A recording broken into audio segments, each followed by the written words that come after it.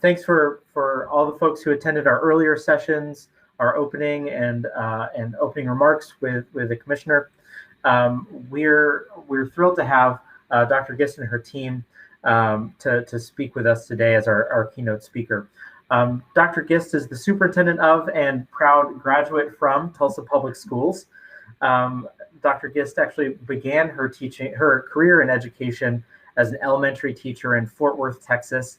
So a little bit like coming home, and quickly became a systems leader in districts and states across the U.S. Prior to returning home to Tulsa, Dr. Gist served as the Commissioner of Education for the state of Rhode Island, where student achievement reached historical highs and graduation rates increased significantly. She's thrilled to be back in her hometown, working with the best team in the world to make Tulsa Public Schools the destination for extraordinary educators who work with the community and families to ignite the joy of learning and prepare every student for the greatest success in college, careers, and life. So with that, I'll pass it over to the team. Thank you so much for being with us. And as always, to our participants, please note anything that resonates with you or any questions you have in the chat so we can keep that conversation going. Thanks again. Thank you, Chris. And I just am so grateful. Our whole team wants to thank you and Mega and the commissioner for having us as a part of this conversation. And, you know, we didn't hesitate actually to take the time to be a part of this. We want to share with you, but actually, we also wanted to have a conversation with you. We know the great work that you all are doing in your districts, and actually know really well some of your districts, Pedro Martinez and his team in San Antonio, and Dr. Goffney and her team in Aldine in particular. But we know the great work that you all are doing, and so we want to share, but we also want to dive in and have a conversation with you. I actually invited members of my team to come with me to think about this a little less as a keynote speech and more of a sharing of some of what we're doing. And interestingly, all of us on our team, most of our entire cabinet, but all of us here on the call today have Texas roots. I'm a native Texan, and as Chris said, started my teaching career in Fort Worth and have family in some of your cities, Lubbock and Beaumont. And Devin and Paula both grew up in Texas, and Jorge went to graduate school. You can see his orange wall behind him, and so lived in Texas. So we all have Texas roots and have a lot of fondness for you and the state. So we really, what we wanted to do today is we talked about some of the things that we're most excited about. So not necessarily the things that are what we would consider to be our major bodies of work, but rather some things that we are enthusiastic about that we thought would also be of interest to you and would love to discuss with you, get your feedback, and then hear the kind of work that you're doing that's related to that as well. So you can see the list on the next slide of those items. And what we're going to do is spend about 5 minutes on each one and just really kind of touch on them, give you a sense of what we've taken on. And then we want to reserve time at the end so that we can have that discussion with you. First, just to give you a little bit of an orientation, Chris shared our vision of our district, and we're grateful for that. It's kind of interesting. We're going through a strategic planning process right now, and having those discussions about mission and vision all over again. So it was nice to hear someone else read it out loud. This is really who we are. This is what we believe in. These are major bodies of work that we've been prioritizing. You can see on the next slide that our district is very diverse from a racial and ethnic perspective. We have about 81% of our students are economically disadvantaged. So like you, a lot of need in our community. And on the next slide, I'll point out that you might notice, so we have about 32,000 students, and you can see here a lot of schools. So we have a lot of really small schools, which is partly about enrollment, which we'll talk about, but it's also about the historical nature of our district and the size of our actual size of our buildings and what they can even accommodate. So we have a lot of schools and students distributed really widely, which is a challenge, especially in a low-funded state like Oklahoma, but also has some opportunity as well, we believe.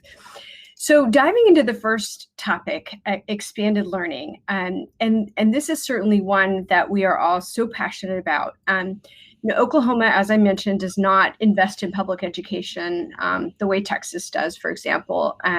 Or I know communities are different in Texas, but generally speaking, we know that we have a lot of unmet needs in our city.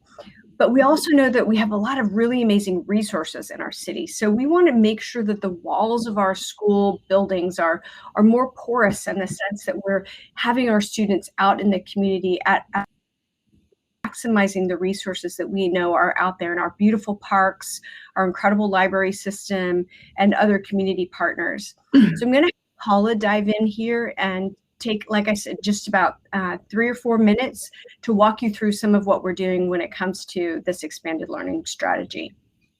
Thanks, Deborah. Jorge, if you'll go to goals of our expanded learning strategy, I'll let folks read those and give you some background on this. We really think of ourselves, as Deborah was saying, as a city of learning. That's what we aspire to be. We have incredible assets, and we also believe from an equity lens that we can't do this work alone, that collectively we need to create strong partnership with community-based organizations who serve our youth, so that we are locking arms as we are bold, as we are inclusive, and as we as a school system are very vulnerable in naming what we can and cannot do.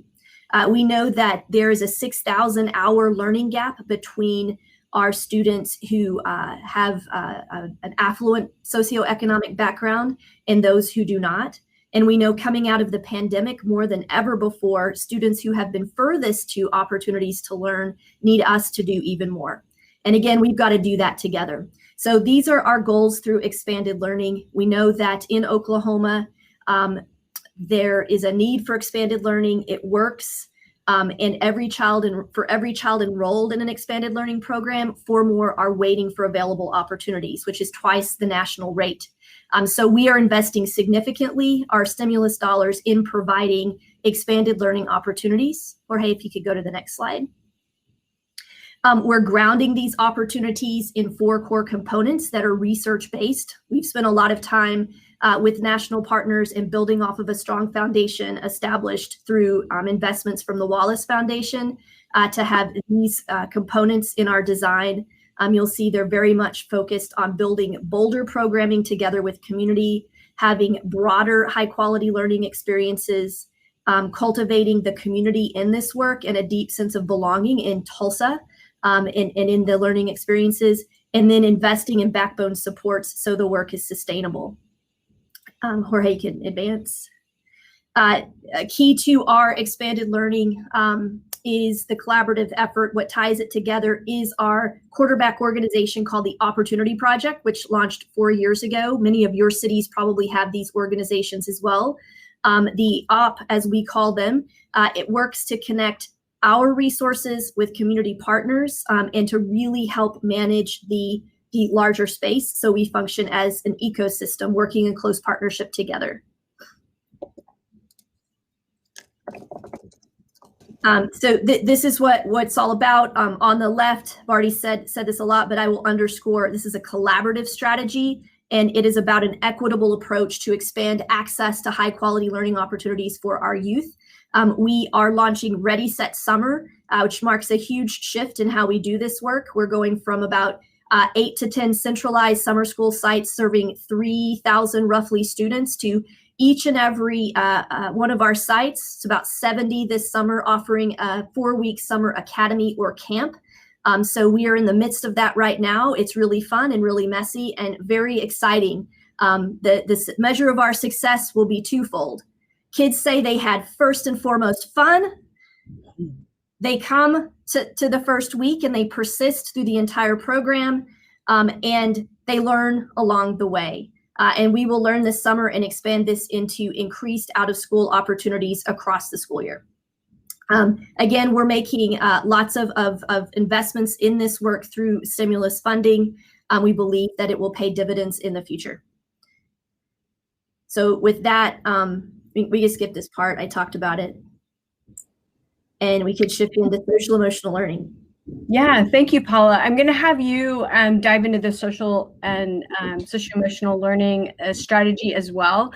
But just on this one, again, like you all, I know that you, like educators all across the country, and including your teams, recognize more today than we ever have the importance of social and emotional learning. And actually, the very first textbook that I ever had in college when I was studying to be a teacher is called The Whole Child. And we really have embraced this concept of understanding the whole child and how they come to us and how we need to work with them. We really believe in nurturing that and educating that whole child. So keep diving in there, Paula. All right, and I will say, I didn't mention this previously with our expanded learning effort, but we set a goal of recruiting 10,000 students for our summer camps and academies, and we're at over 11,000 today. And a big part of that work is grounded in how we continue to advance social and emotional well-being for our students. So we know coming out of the pandemic that our students had a lot of challenges, particularly around social and emotional well-being. We have done lots of work over the years to build some strong foundations that we will continue to build from. We really aspire for our students and adults in our schools to be able to do our make responsible decisions, understand and manage emotions, feel and show empathy for others, establish and maintain positive relationships, and set and achieve positive goals. So as we move forward, we're really beginning to understand the differentiation between the well-being part of our work and then the actual social and emotional skills and competencies piece that we must integrate into our academic settings. So we have a theory of action that our teams have developed that we believe that staff investment in an experience of social and emotional learning will drive improved outcomes for our students. So we've invested heavily on the adults, believing that if our leaders examine beliefs, biases, and assumptions, when leadership models social emotional learning in all encounters and all of our employees, the adults experience it firsthand, and that is going to set clarity of vision for school leaders. It's going to help adults take responsibility and ownership for developing their own competence in social and emotional learning, and that our coaches will be able to engage in transformative discourse around these priorities. And most importantly, that school teams are supported in changing their actions and perceptions around student abilities. So we believe that will result in our schools seeing an increase in student and adult belonging, that we have environments that are safe, equitable, relationship rich, and that we are improving academic achievement and the use of social emotional skills. So overall, we'll have a much stronger learning environment by investing in this work and supporting our adults in being socially and emotionally well. Next slide, Jorge. So we've made a lot of progress to date. We have been focused on these levers in classroom social emotional instruction and integration into academics. We have the most room to grow there. Where we have had the strongest start is in our expanded learning opportunities in a set of schools that we have had a Wallace investment in and have really partnered with our community over the past 4 years. You can move forward, Jorge, and I'll leave where I began with you this morning, that we believe expanded learning is a critical lever to drive social and emotional well-being. Again, it does that because we can create more learning opportunities for our students in which they're receiving explicit social and emotional learning instruction. They're interacting with non-instructional staff. Every adult, research is clear on this, every adult who engages with a child holds the power to make a difference positively in that child's life, and mentorship matters mightily. We also know that our families can be included significantly and in an impactful way through our expanded learning strategy, as can our community. And we believe, again, it takes a collective effort. So on this front, we are bold in building something broader, smarter, and more equitable We are vulnerable as we model social emotional well-being, and we're very inclusive because it takes all of us to support our young people. Thank you, Paula. So in order to carry out an expanded learning strategy, in order to ensure that we're paying attention to the whole child, including those social and emotional needs they have in that really important learning, we have to have awesome people. We have to have talented folks. And, more than 30 years ago, when I left Oklahoma, in Fort Worth, I was recruited there, and teachers were treated differently and compensated differently. And unfortunately, that has only gotten worse here. So you guys recruit our folks, and we don't blame you. They're awesome. And so our teacher corps is not only, the need for our teacher corps is not only because we have that talent need, but also because we really believe in the power of growing our own and have seen incredible diversity in our teacher corps and so forth. So I'm actually going to turn it over to Devin, who strategically wore his orange shirt today, you will notice, and to talk more about Tulsa Teacher Corps. He is the person who has, along with his team, of course, has brought this to life for Tulsa. Thank you, Dr. Gist. And hook 'em to everybody who's on it. So Tulsa Teacher Corps is a part of the core of who we are. When we set out to lead Tulsa Teacher Corps and to define what we wanted it to be, it was really about how do we attract, recruit, and retain a diverse teaching force that are fully committed and fully prepared to teaching the students of Tulsa. Tulsa is different than any other place in Oklahoma. It's different than any other place in the country. And what we wanted to do is have individuals that we were collectively cultivating to serve the youth of our city. And we've been successful in doing so. So our first cohort, we had 50% male and female teachers. We had 50% of our cohort of teachers who were teachers of color. And these are individuals who wanted to be in Tulsa, who were largely career changers, but had a deep invested interest in serving the youth of our city and coming back home. And so they needed a way to obtain a certification pathway, and so we provided an opportunity for that. But we also wanted that to be grounded in improving the quality of teaching, not only for our traditional teachers, but for those who were coming in new to the profession. So Jorge, you can switch slides. So when we launched in 2018, 2019, and this was a part of our partnership with TNTP and part of the federal seed grant, which allowed for us to bring a vision to life. We were recruiting a diverse teaching workforce because one of the things in Oklahoma is that we have over 400 emergency certification applications a year in Tulsa Public Schools alone. And so we have a great need for quality talent, and we weren't able to source that from the state, and so we decided to build our own. During our first year, our cohort of teachers went through 6 weeks of intentional pre-service training, and it was focused on classroom instruction, culture and management. But one of the more important things that we built on was understanding the context of Tulsa and the communities in which our students came from, so that there was a deep and meaningful connection, and that ties back to our social emotional learning work. In 2019, 2020, we had our second cohort of Tulsa Teacher Corps members, and this began their first year of full certification towards their early elementary certification. One of the things that was incredibly important for us is that we were the first district in the state of Oklahoma to become a certifying body. And that was not without a lot of hard work. So during the first year, we leveraged the emergency certification pathway to start our program.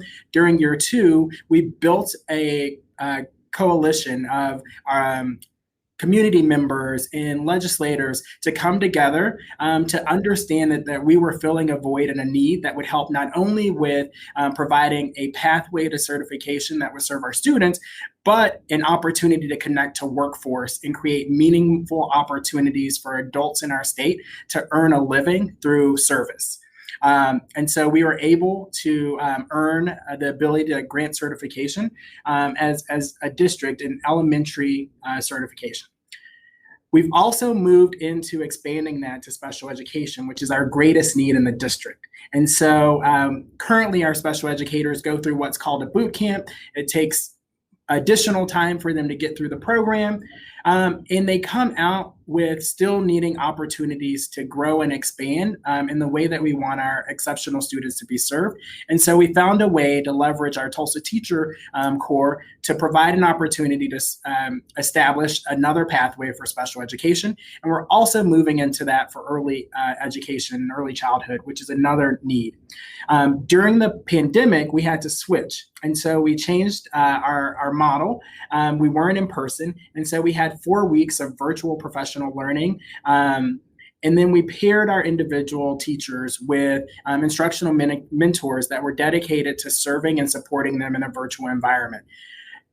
As we come out of the pandemic, those teachers are going through the traditional program as well. And so they've gotten 4 weeks on the front end. They've taught this entire year. And now they're going through 4 weeks of additional in-person development and training to catch up from the last year. Jorge, next slide. What's so important for us is that we are continuing to evolve and expand. As we learn more, we think about what are the ways that we can improve the programmatic experience to advance the work and the mission of serving students. So one of the first things that we've thought about is how are we measuring success? And so for us, it's looking at how many of our teachers who are going through Teacher Corps earn standard certification and earn it on time. Out of our 2019 cohort, we've got 82% of our cohort that is on track to standard certification, compared to 35% of those who go through emergency certification alone. And so we know that this is working, and we've got something that we need to continue to build upon. 83% of our core members have shown growth on our Tulsa Way rubric for observation. And one of the things that is important there, we measure content. So are all students engaged in the content? Culture, is there a culture of learning and expectation in the classroom? What does academic ownership look like? And are students responsible for owning their own learning, which is a core of what we want? And then demonstration of that learning. Can students demonstrate what they're learning in a meaningful way? And so what we've done is modeled our observation for our Tulsa Teacher Corps on what it is that we want to see from students and how they're helping to facilitate and engage in that learning. I stated this before, but since the school year 18-19, we've had 1,300 emergency certification requests.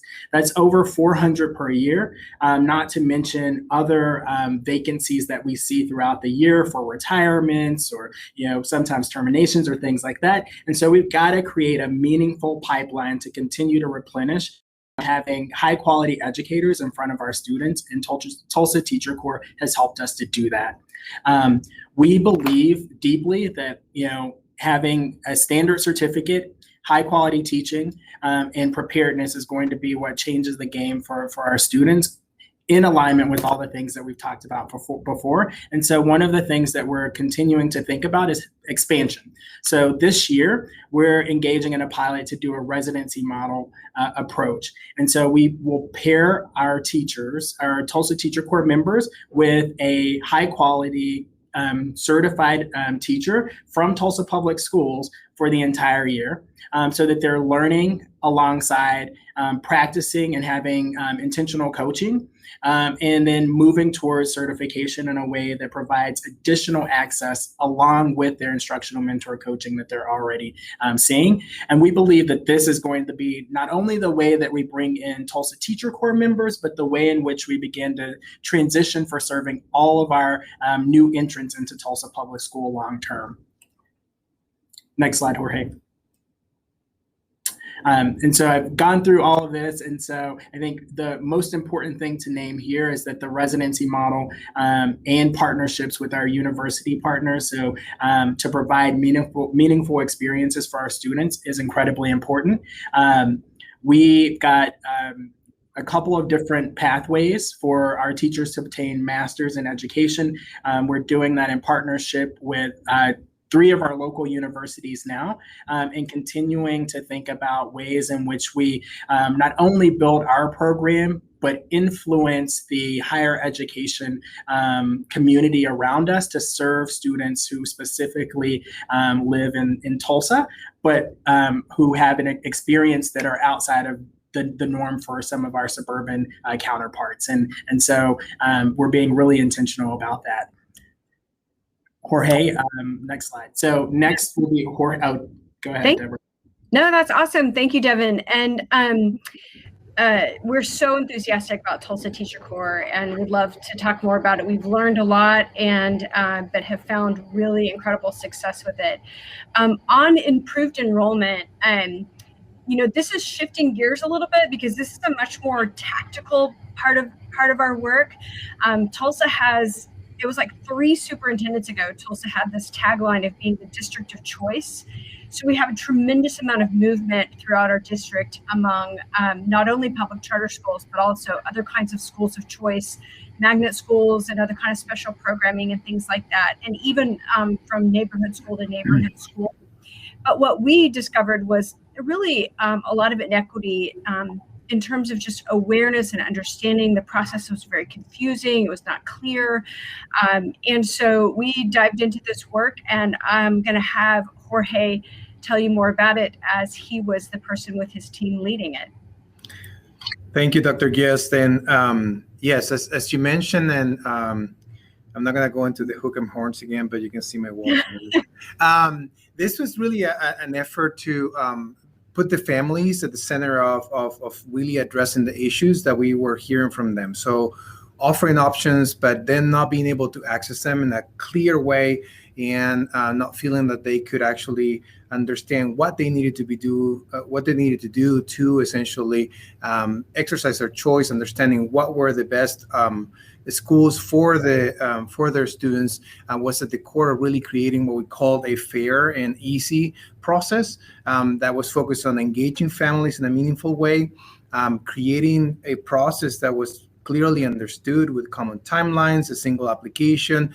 Some of the practices that many districts probably that are participating have put in place, but this was something that we felt that it was an area for us to focus on and create some meaningful improvements so that families could take advantage of the work, the great work that was happening in our schools, and for them to understand where their kids could be best served.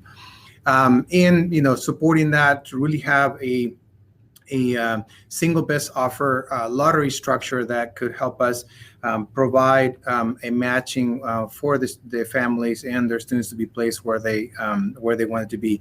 And that was the focus of our first year. So we've just completed our second year of what we call our improved enrollment system. And the first year was focusing on the foundation, and the second year that we're now completing was really moving on from what we learned on the first year to improve on the process, but also focus on what are the policy changes and things that we needed to modify based on what we learned, to have that focus on equity and making sure that students had inequitable access to participate, as well as the ultimate placement on the options that they chose. So some of the things that we saw in the first year is that our participation increased significantly. So really a reflection of families understanding how to participate, and so we saw almost more double the participation, both applications as well as students who applied, and the satisfaction from the families on really feeling that the system was easier, to understand that they were getting the information that they needed, and the overall satisfaction was resounding. Really happy that 8 out of 10 families told us that this was a big improvement from what they were experiencing before. And we put a lot of emphasis on being transparent and putting information in the hands of families, but also in our school leaders, creating dashboards, having ongoing communication, setting up operations to connect with families in person in where they lived, so closer to where they lived, as opposed to asking them to come to us to address whatever need they had. So we consider the first year a great success and really happy on the progress that we made. However, we continue to see disparities on participation, and primarily around different subgroups, and really seeing gaps between our socioeconomically disadvantaged kids of color who were not participating at the same rate that are white students. So that became the focus of our second year. How do we increase participation by doing targeted campaigns and make sure that the information reach our Black and Brown families, and how do we ensure that they have the information to evaluate the options that were best suited for their kids, so that the preferences they made through the system were actually helping them make good decisions. And we also looked into making modifications to our policy so that the ultimate placement of kids where we were able to increase that equitable access for our families who were disproportionately impacted by the previous process. So we, in year two, we, as all of us in this call, experienced a pandemic. So where we had this incredible plan to go out and connect with families and do meaningful engagement, we had to quickly shift gears and figure out ways to do that virtually. And to the credit of our fabulous communications team and our enrollment team, we were able to pivot and create ways to engage with families in a meaningful way virtually. And in spite of the pandemic, we actually increased the views to our information.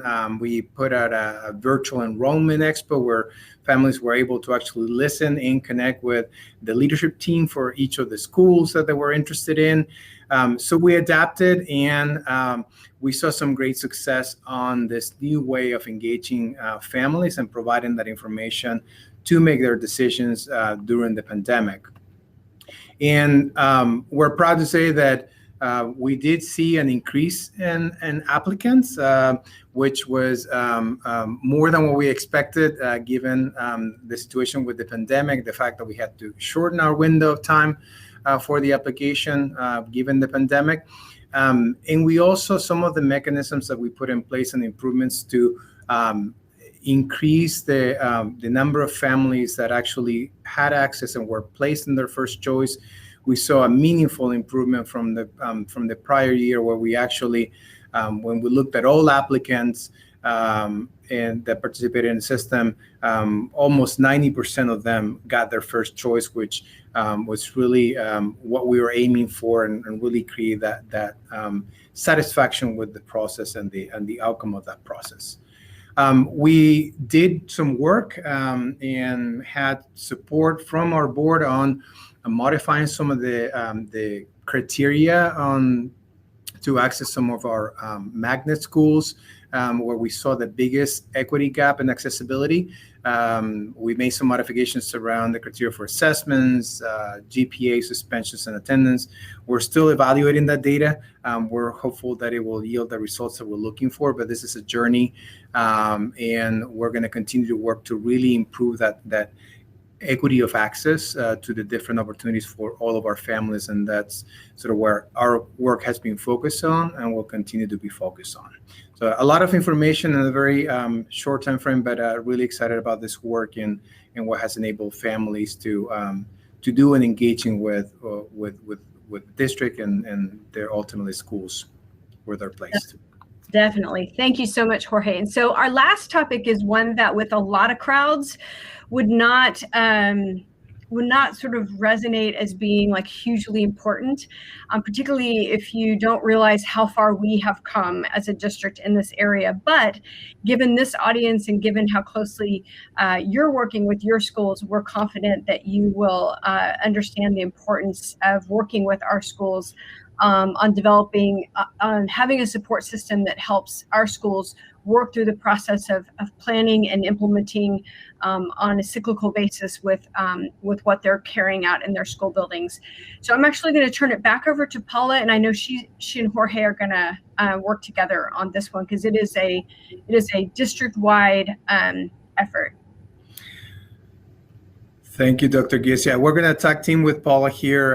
In my position, I have some control over resources, and Paula oversees schools. So we're both keen and having a process that really at the center allows us to have a strong way of planning and getting to essentially a set of supports, decisions, inputs that are a reflection of the priorities that we have, the strategies that we want to have put in place at our schools, but also making sure that we can implement on those. And that's sort of essentially the nature of what we have been working on and developing this approach to school planning. So this is a visual representation of what's been an evolution and a very involved process that we have been working on for a number of years.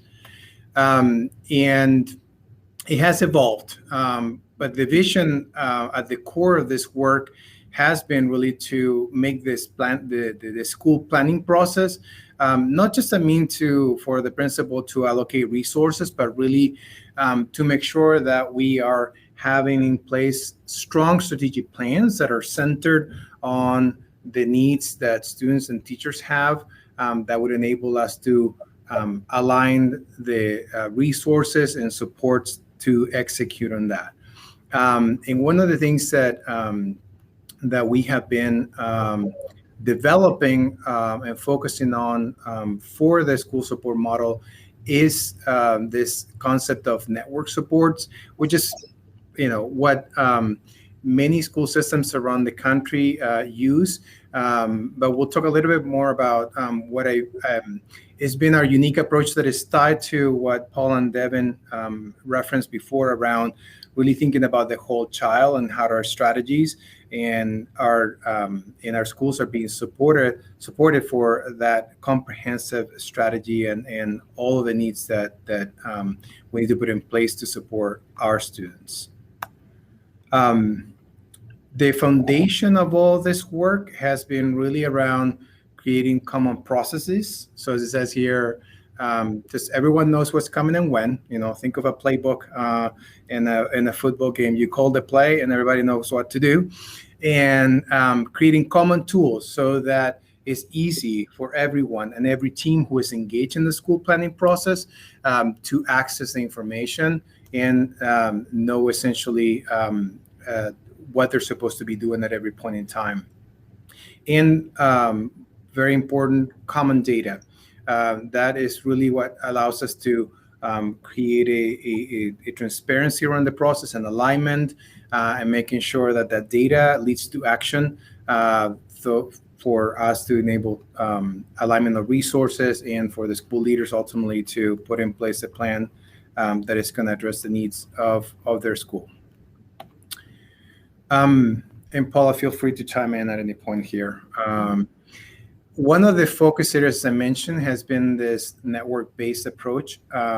So to help us ensure that how we are supporting school leaders is a cross-functional collaboration. Multiple teams take place and have to work to make sure that the plan that the school develops comes to life. So we've been working intently to move from sort of a number of silo departments in central office that provide support to schools to an approach that we have a cross-functional and a comprehensive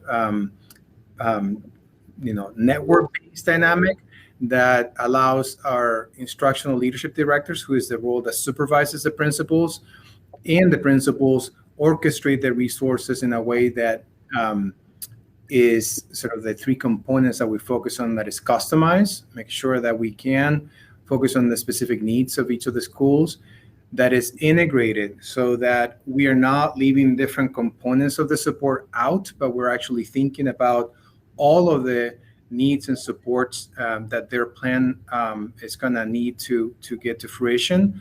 And that is comprehensive, so that it includes from what transportation supports might be needed for putting in place their after school programs that are critical to drive the the student outcomes that they're seeking, to the support from social emotional resources to work with their teams. So over the couple of years that we've been working on this, we have shaped this network support, and we have been expanded the type of roles that are participating in this network model.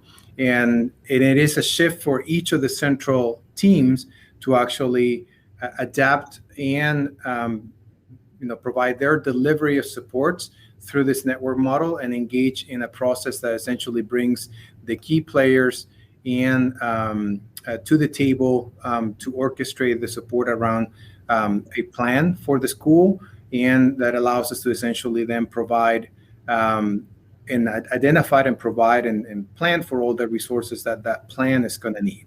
So I don't know, Paula, if you want to add something as you have the school perspective on this. No, I think the biggest thing is, I would just reiterate the shift, Jorge, that you described. Instructional leadership directors have gone from chasing lots of information and trying to make sense of it themselves to having a dedicated set of people around them that represent an integrated cross-functional perspective. So as they're having conversations about the needs of schools, everyone who's supporting the school is around the table to provide a more comprehensive, responsive set of services to the school. And the continuous improvement process that we continue to develop is deeply grounded in how instructional leadership directors are meeting with their team and how they then are meeting with principals to make sense of the information that we have. And Jorge, I believe you're going to talk a little bit about the data shield that we developed through COVID that's continuing to give shape to our data dashboard. And so this, I think someone asked in the chat for an example of what the data dashboard looks like. This is what our evolving student data shield provides schools with.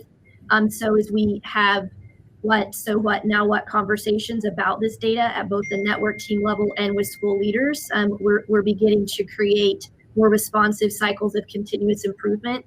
And folks are getting much better at asking really great questions about root causes, which are enabling and empowering network teams to better support school teams and to actually focus on the right things at the right time.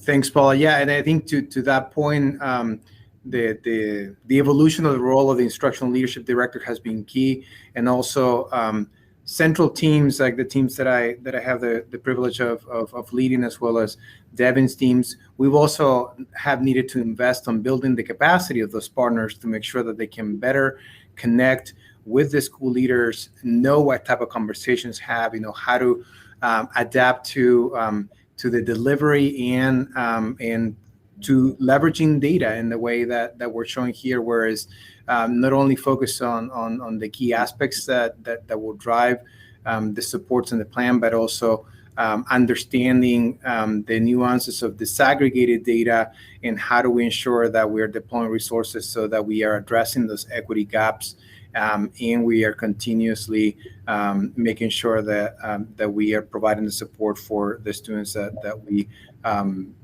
normally don't reach as well as others.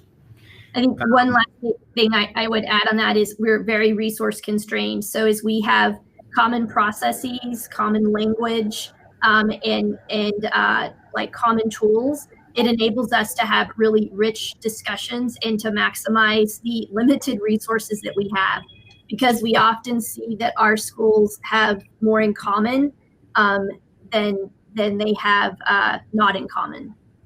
That's such a great point, Paul. I guess that this approach has also, as one of the areas that I spend a lot of time is in finance is to really help us look across funding sources. And when we're trying to identify the need with the limited resources, we can actually have more robust conversations around how do we address the need, looking at cross funding sources, as well as the ways by which we can focus and prioritize the limited resources that we have to support the school plan. And I believe that that's what we had to share in that piece. So I'll turn it over to you, Dr. Gist. Sure. Thank you. Well, you all can see why I wanted to make this a collaborative effort among our team. We are a team, and together we all believe that the real work is what's happening in our school buildings. And so hopefully you've seen through this the ways in which we believe that our district office exists only in the service of those who are serving our students directly. We have also a lot of information that we pushed into an appendix. So this will certainly stuff that we're happy to share with you. We just wanted to have a discussion at this point. So people can dive in. I will say that our data dashboards are amazing. They were internally built. They're live. They're very user-friendly, and our school teams and teachers and planning teams and school leaders can slice and dice information in all kinds of ways to really create knowledge and therefore have an ability to act on it. So that's something that we're really, really proud of. So we'll stop talking and see. We again love to say if there's anything you'd like for us to talk more about, but also would love so much to hear from you. Yeah, thank you, Dr. Gist and team. I think this worked great. Hearing from so many different members of your very strong team. I wish that we were in person so you could hear the rush of applause right now, but definitely feeling the love from the chat. And I'm happy to, in our last 10-15 minutes or so, just kind of facilitate a bit of Q&A based on what I heard in the chat and questions that have generated there. I'd like first maybe to come back to an early point about theories of action and how one thing we're seeing in system of grade schools districts is that they push on schools to improve quickly and get better, and they also push on the district system to continuously improve and become more effective and efficient. I'm wondering how you're seeing the generation of those theories of action getting really crystal clear on the functions of the central office, how that's helping the district become more of a effective service-oriented institution. That's quite the question. I would say, like, we've learned a lot along the way. I think the caution I would have is without starting with the end in mind. And so I kind of prefer logic models, which theories of action can turn into, but really start with measurement, because people can get really caught up in the theory of change and spend a lot of time in the conceptual. So making that transition with measurement is a strong point to a strong plan that you can actually understand the inputs and outputs of to get to the outcomes you want is critical for accountability. And I think the other thing to the question around the role of central office, the role of center, is we've frankly been a little bit, we've had a multiple personality on that front, which has made it confusing for the field. So that's something that we're actually in the throes of really thinking about, because how you organize yourself to deliver services to schools is predicated on what you're trying to accomplish, and obviously, like, how much you're going to be clear about a set of expectations that you want to see all schools doing versus how much, particularly when you have lots of great talent out in the field, how much you're going to pull back and let others be the deciders. So what I think my colleagues would all agree on is that getting really clear on the role that the center is going to play and how you're going to operate is critical for the design of those theories of change, or you end up with multiple personality disorder. Yeah, I would echo that, Paula, and say, like, defining the role of the center is incredibly important, and it's work we are doing. So we're not there yet, but we're on a path. And I think one of the great things at pushing on schools to sort of elevate and rapidly transform, it pushes on the central office to shift and adapt in ways that you've got to be comfortable with. And so we, as an organization, are modeling a lot of grace on our journey. and having that be really dual in terms of like reciprocation. But we are collectively learning, there are things that when you unleash the power and the potential of school leaders, that you have to seed your own control and seed your power and seed your vision of what success should or could look like.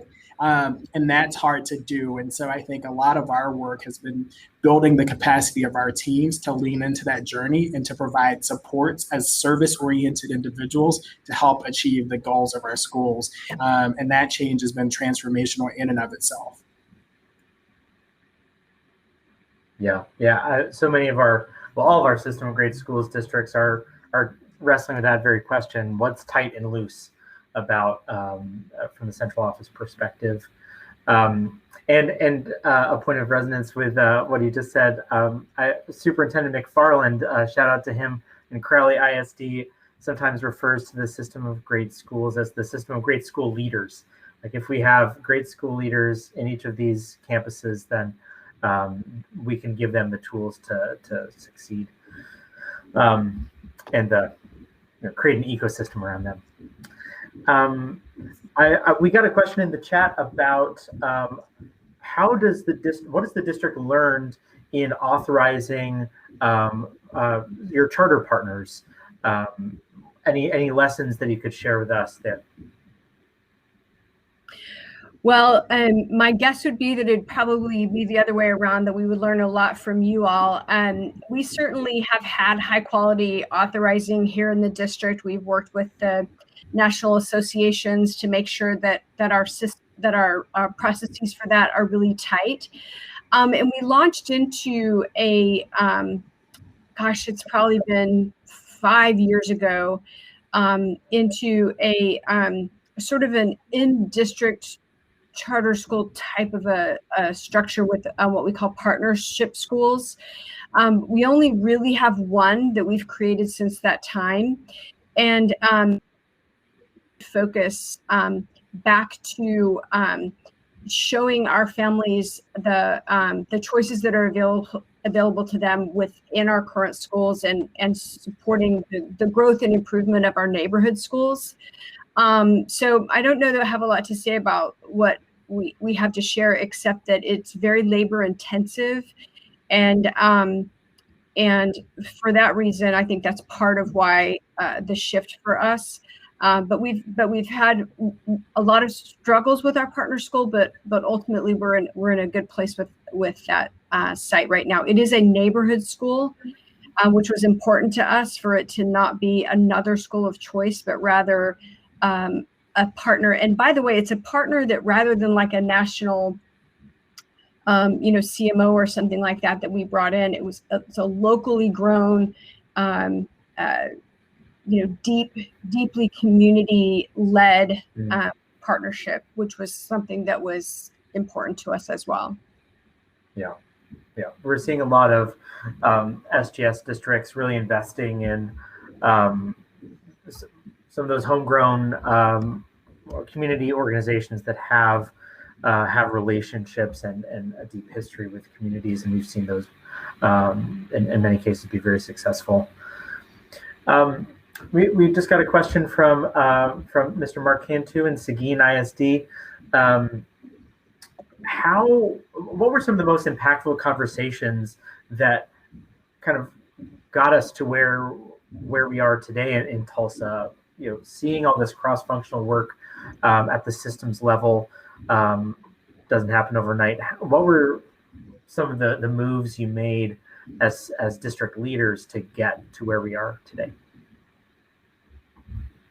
That is a very good question. I think that one thing that was really powerful for us as a team was that we really all sort of arrived in Tulsa at about the same time. There's a little bit of difference among our team, and there are a couple of folks who have been in the district for longer and have that institutional memory. I honestly didn't set out as superintendent to have a brand new team or to bring people in. In fact, in my past work and in other places, I really strived to not do that. I really believe in, building your folks, but for a variety of different reasons, that's sort of how it ended up. And we all came together, and the very first year that we were here, the previous strategic plan had sunsetted. And so it gave us a chance to right away come together as a team and work with our community to build the strategic plan that was a 5-year plan that is now coming to an end. And I mentioned earlier that we're working on a new one. So I think coming together as a team and building that vision and that dream about what we wanted to have happen for the children of Tulsa, and all of us loving Tulsa for different reasons and just believing so passionately in that mission, and then having a plan that each of us played a role in creating, played a role in listening to our community as it was developed, and then to work over these years and carry it out together has just been so important.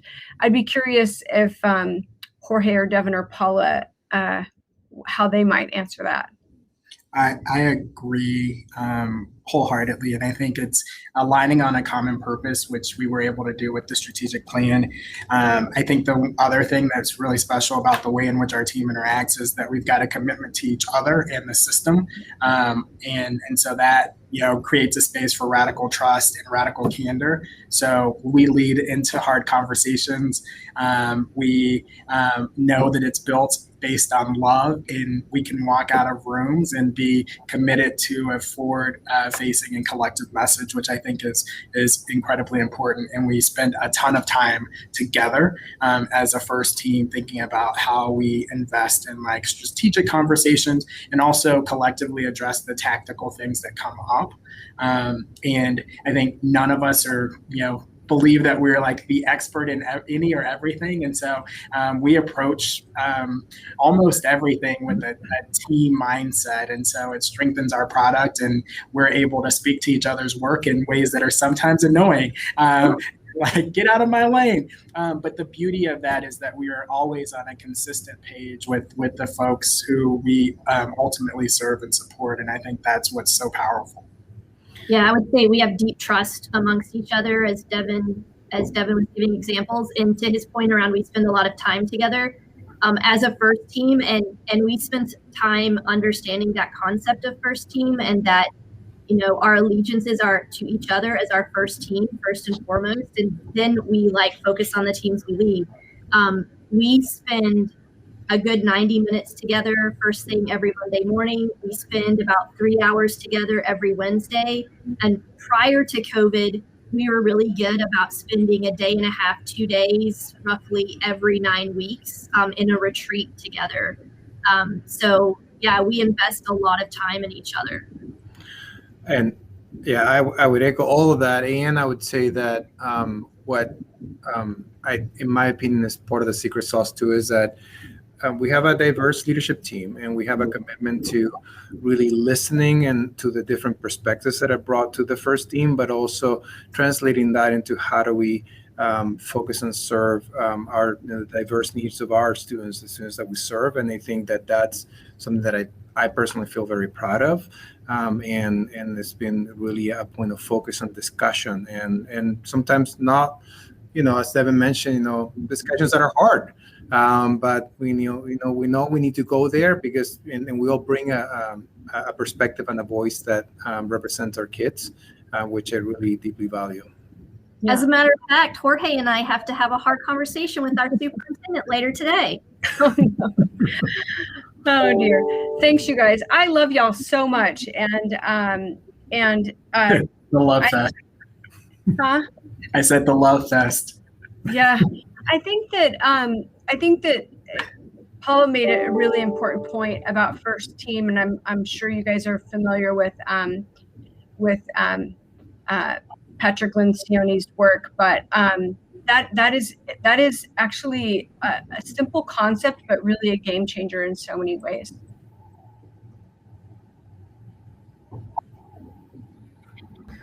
Well, great. I can't think of a better way to lead folks into this next day and a half of learning together than to anchor this work in a team. And when the rubber meets the road, SGS is about a cross-functional group of district leaders coming together to do what's right for kids. And I really appreciate y'all modeling that today.